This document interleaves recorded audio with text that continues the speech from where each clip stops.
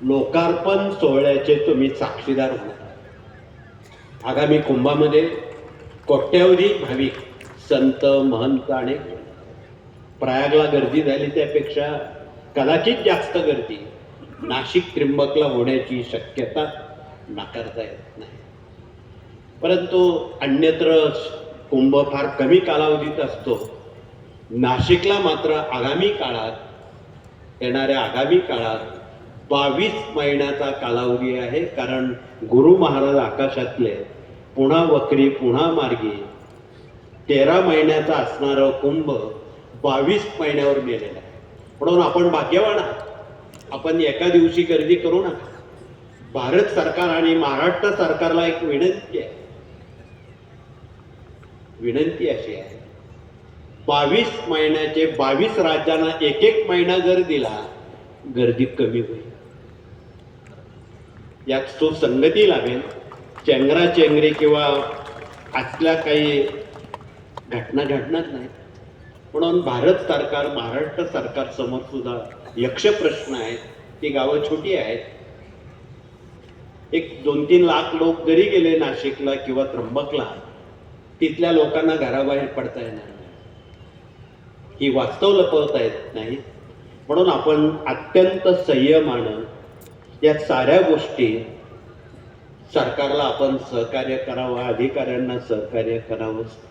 हा देश सर्वांचाच आहे, आपला एकट्याचा नाही। म्हणून त्या दृष्टीनं या सर्व बाबी, सर्व समावेशक या गोष्टी असाव्यात, म्हणून हा मुद्दा पुढे येतो। तर पुढचा विभाग या ठिकाणी डॉक्टरांनंतर, आणि खरं तर डॉक्टर आमच्या भगिनी आहेत, त्यांच्या मसाल्याच्या डब्यामध्ये डझनभर औषध आहे, त्यावर PhD करावं। की हळद काय काम करते, जिरं काय काम करतं, ज्यांच्या प्लेटलेट कमी झालेल्या आहे, हिमोग्लोबिन कमी झालेलं आहे, तथा हृदयविकाराचे काही त्रास आहेत, त्यांनी रोज 1 ग्रॅम जिरं विड्याच्या पानात जर प्राशन केलं, 3 दिवसात प्लेटलेट पूर्वपदावर येतात आणि हिमोग्लोबिन 15 पर्यंत पोचतं। तुमच्या घरात तो दवा। ज्यांना वजन कमी करायचं आहे त्यासाठी दालचिनी आणि चांगला मध घर्षणातून ते जर 3-4 वेळेत प्राशन केलं, 40 दिवसात अपेक्षित वजन शरीराला जे लागतं तेवढंच राहतं। म्हणून आपणाला कळकळीचं निवेदन आहे की अन्य काही अघोरी उपाय करण्यापेक्षा तुमच्याच मसाल्यातल्या डब्यावर तुम्ही संशोधन करा, त्याचा उपयोग करा, हे सांगण्याचा आशय आहे। असं पुढचा विभाग या ठिकाणी आमचे वास्तुतज्ञ प्रतिनिधी आलेले आहेत। वास्तूत निदान डोकं टेकल्यावर 5-6 घंटे झोप आली पाहिजे, त्याला खरी श्रीमंती म्हणते।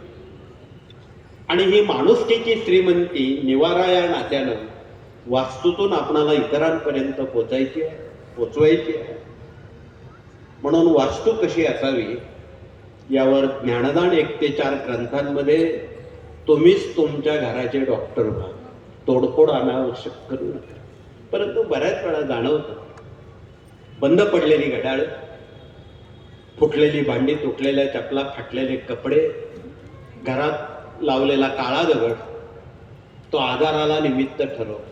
स्पॉन्डिलिसिस सारखे, मणक्यांच्या डोक्यावर कर्ज, अशा गोष्टी घडल्याचा अनुभव आहे गेल्या 40-45 वर्षात। त्यावर सोपा उपाय, इथे बसलेल्या भगिनींच्या अनेक किचनला काळा दगड लावलेला आहे, त्यांनी कृपया हात वरती करावेत, म्हणजे मला उपाय सोपा सांगताय। जवळजवळ 80% वर हात वरती आहे। सोपा उपाय आहे, बिना नवे कमी खर्चिक आहे। घरी गेल्यावर सावकाशपणे पांढरा किंवा पिवळा ऑइलपेंट जर त्याला लावला, ते दोष निवारण होते आणि पुन्हा असले उपद्रव तुम्हाला होणार नाही।